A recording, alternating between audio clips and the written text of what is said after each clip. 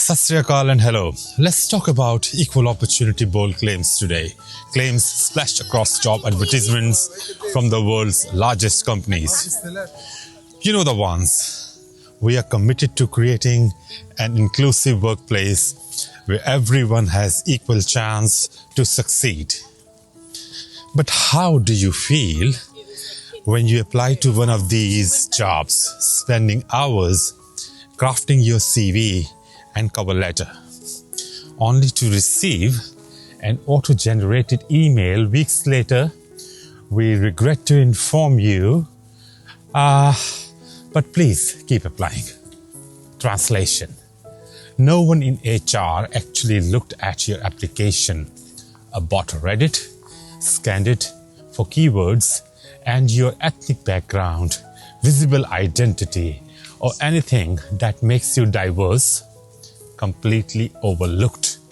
Unless, of course, the company needed a token hire for their annual diversity report. And then there's the compliance game.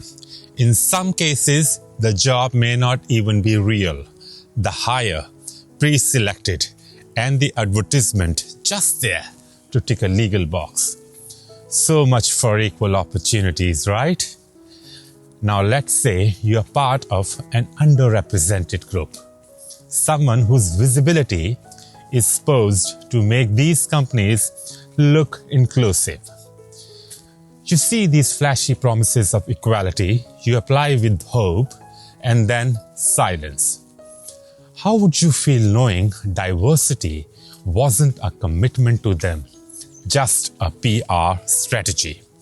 And even if someone from underrepresented group is hired, how many truly climb the corporate ladder?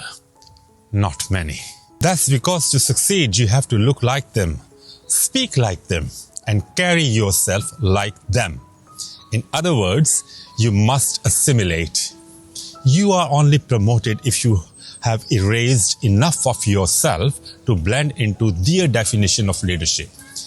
Is that diversity or just conformity in disguise? And here's the kicker. Some of these very same companies are now abandoning diversity programs altogether. Take Meta, for example. They recently joined McDonald's and others in saying goodbye to diversity, equity, and inclusion. Apparently, those grand claims of inclusivity were too much effort. It's funny, isn't it? These global giants who marketed themselves as leaders in equity barely scratched the surface. Maybe their diversity efforts never really went beyond the stereotypes of their headquarters countries.